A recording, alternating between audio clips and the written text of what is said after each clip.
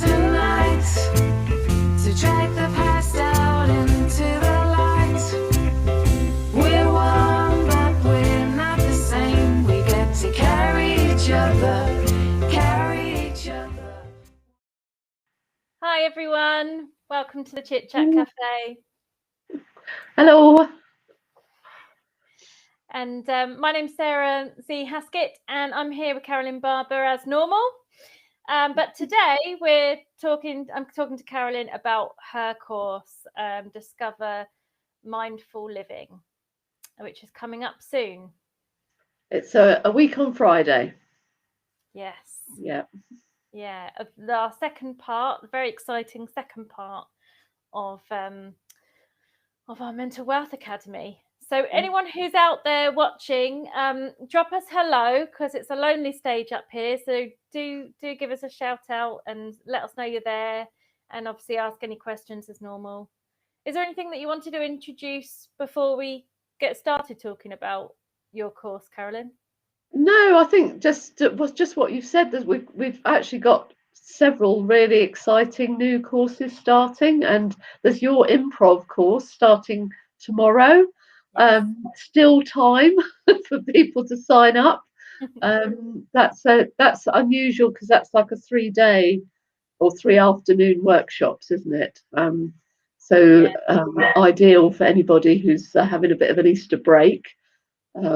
Treat yourself. And then we've got some other workshops, macrame, art workshop, an art course, a creative writing course, and another self-development course, the power of I. So all these, we'll be having chit-chat sessions like this, won't we, with each of the facilitators to talk about their courses, which is a good way to get a bit of insight into what to expect. Yes, it's really exciting. And I'm also getting that funny echo again. Sorry about this, everyone. I don't know if you can hear that, but I can hear something happening. No, it still sounds okay. Oh, it sounded all right. Okay. Yeah. Oh, a little bit. Yeah, I'm getting a little bit there. Okay.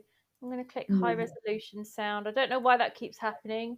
I've even changed my mic today. I've gone ahead and spent money and everything. And I've got this cute little mic just there. Look. Yeah.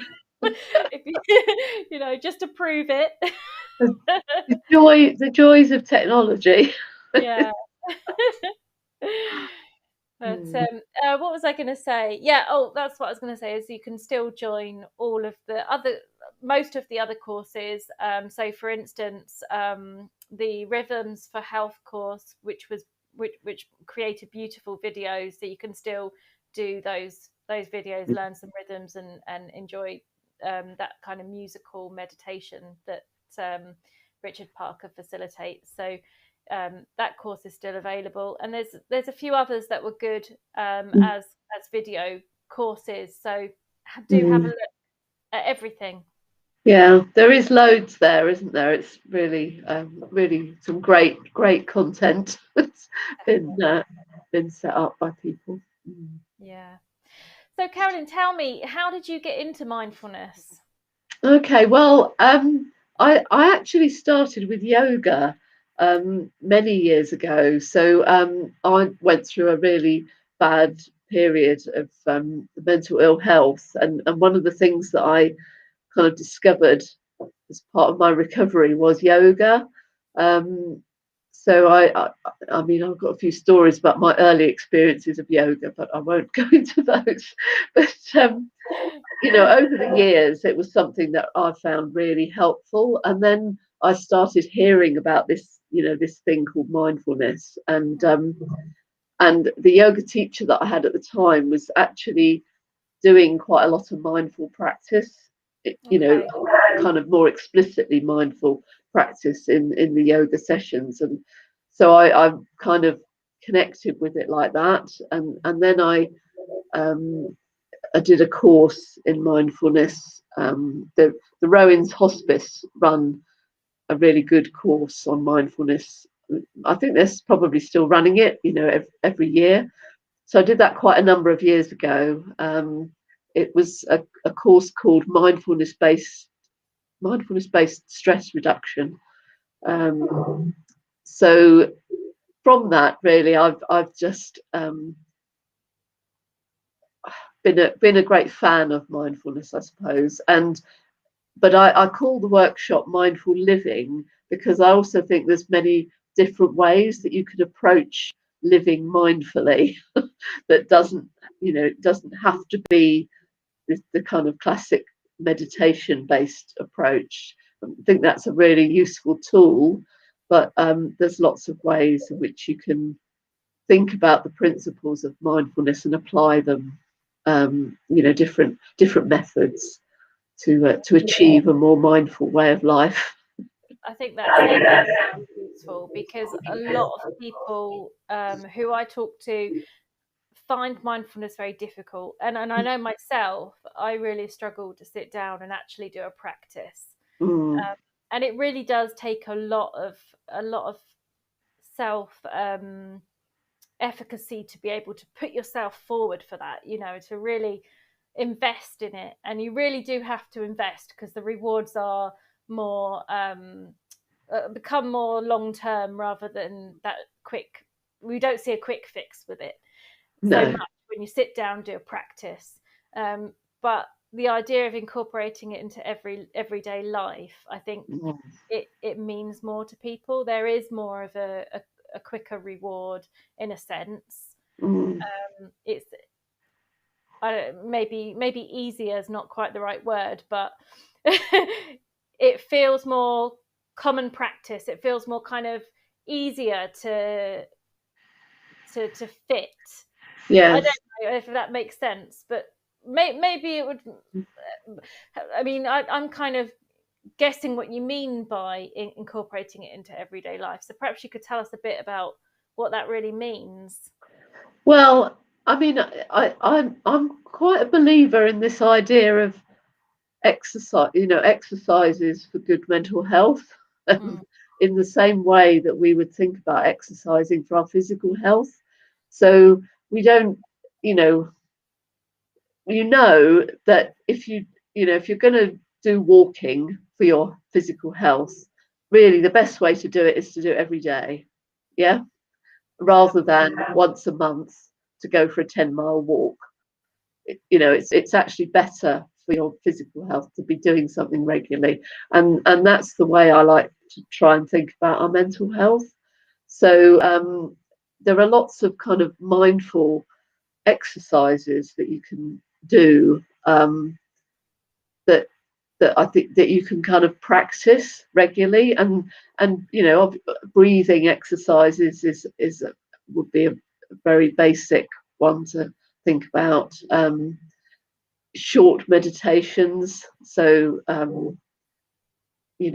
like the kind of 10-minute type meditations. For me, sitting down for half an hour it is really hard and it feels really difficult, but I just like that idea of a kind of a short break from everything where you just sit back, and kind of notice what's going on in terms of your thoughts and your feelings. That is quite a useful exercise. But I think there are other ways of, obviously something like yoga is a very mindful practice. The dance that you do as well, so mindfulness through movement is a helpful way of thinking about it. Through contact with nature, being out, kind of mindfully appreciating nature or mindfully connecting with it is another really important route. Or even just the things that absorb you. So I love this idea of being absorbed in an activity, whatever that is, whatever floats your boat, really. And people are different and they have different things that they get absorbed in, but it's that idea of allowing your mind to create a distance between you and your thoughts and feelings. That's how I think of mindfulness. And so there are all kinds of different ways to approach creating that little bit of distance, so you're not in your thoughts and emotions and into that, overwhelm that we can all get into, but you can somehow know that you are separate from your thoughts. And so it doesn't mean they go away, because they don't, but there's something about practicing that distance. Does that make sense? It does. That's a nice way of putting it. That the way that you said that, and for me, my initial thoughts around sort of mindfulness and everyday living was about kind of noticing your senses, and what you said about just kind of being absorbed, going out into nature. That we're actually quite a sensory overload in the way that we live these days. So taking that moment to really notice the experience, Yes. rather than just being kind of drawn away with it, and just sort Absolutely. of that experience in that moment, and how our body feels and how our mind is and everything. And like you say, that can kind of broaden a perception. And the senses, you're right. I mean, they're incredibly important, aren't they? So even just so a mindfulness exercise can literally be just stopping and listening. Listening to how many sounds can you hear. What can you feel touching your body at any one point, or what can you taste. Mindfully eating.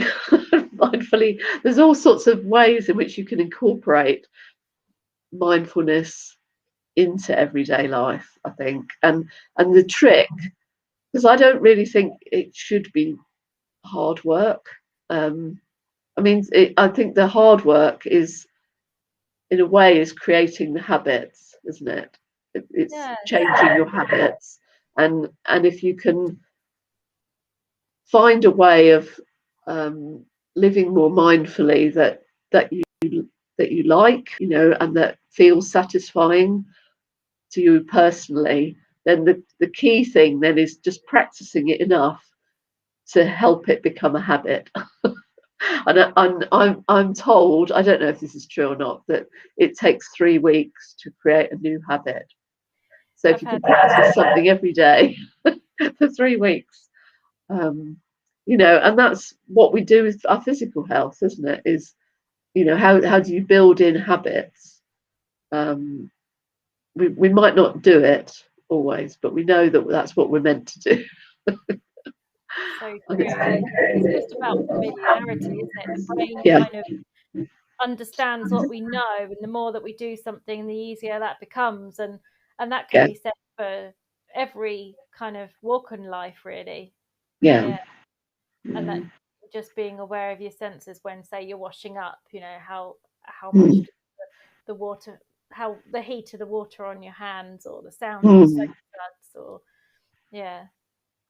and it's interesting how doing things like that, everyday things, mindfully, really changes the experience of it.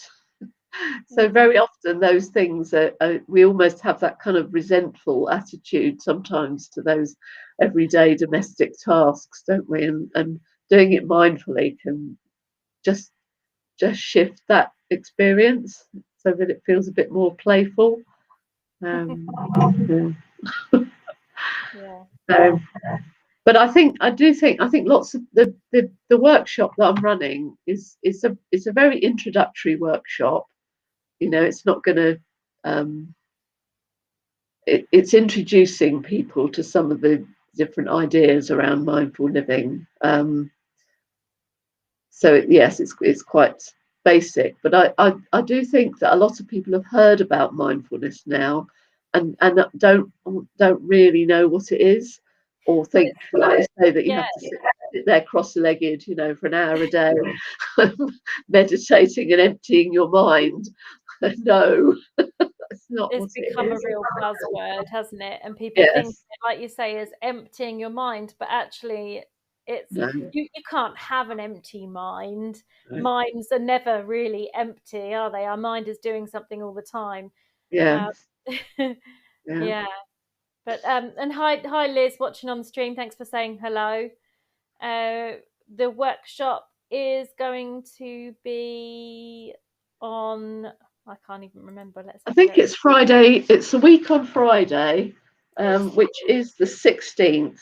Yeah, the 16th of April at 10 o'clock. and the link is in the main header of the video. Yeah. Yeah. So, Yeah. so I don't know. Was there something? Sorry, did you want to ask anything else? I was just going to ask: do people need to prepare anything? Do they need to bring anything to the session? So I think the main thing is to just be dressed comfortably. It's not going to involve movement, but I think if you kind of just dress comfortably in loose clothing, and ideally if you've got a chair that you can kind of sit upright in rather than lounging back on a sofa. That kind of helps with the we will do a short guided meditation and also breathing exercises, so it's better if you're just sat, you're able to sit in a more upright position for that, and maybe a glass of water. That's about it, really. Yeah. Cool. Okay. And one of the things I really love about your workshops is how you often integrate a little bit of poetry and things. Oh, yeah. You're doing that as well this time, because I wish I had the talent to find you. You find these beautiful poems that just have so much meaning to what you're teaching. It's wonderful. Yeah, I love poems. I think they express, well, it's like lots of forms of art, isn't it? They express Yeah. feelings and concepts, I suppose, that are a bit deeper than sometimes in the way we're just able to converse about things. They touch on a deeper level somehow. Definitely, yeah. It really adds extra context. Yes, yeah. So I think Liz was asking if it would be recorded, and it will be. Yes, yeah. So people can sign up for it, and they don't have to make it on at that set time. They can have a look at it later and practice all the exercises. Yeah. Yeah, most of our courses are being recorded, and one thing to note on that is that what I will do after the presentations and the workshops happen is I will edit that, and I do my best to take out any images of anybody in the workshop. So I'll edit any chat that happens before or after, um, and um, and I, so we do our best to do that so that it is it goes up within the course platform, so it's not something that can be redistributed or anything. So everyone's privacy is really, really adhered to as much as we possibly can, and it allows that flexibility, of people being able to watch them after, so you can revisit it.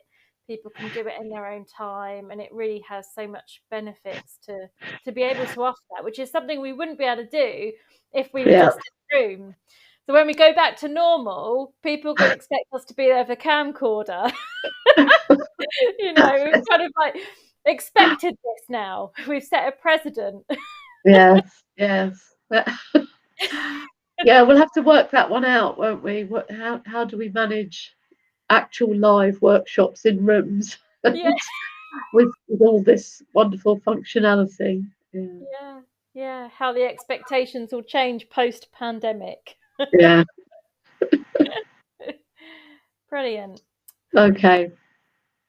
Well, that was really great to be able to talk about that and kind of learn about the workshop and put that out there. So yeah, it's going to be a good one. And thanks for Liz for your questions. Yes. Oh, Liz is you're doing walking to health. Yes. Oh, I Yeah, hadn't noticed that, absolutely, but we that need sounds that. good.